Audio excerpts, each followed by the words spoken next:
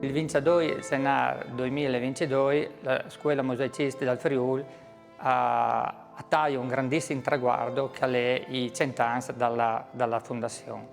Questo qui è stata veramente una grande data per la scuola e per tutta la regione.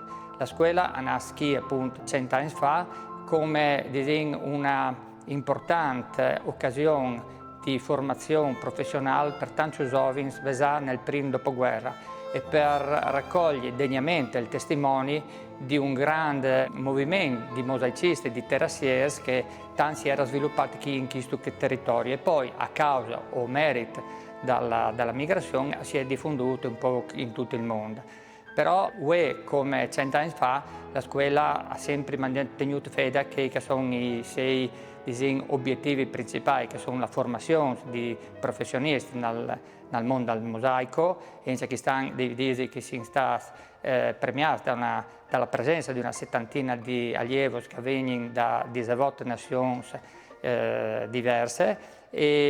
Ma perché questa è l'unica scuola al mondo dove si può diplomare il maestro mosaicista.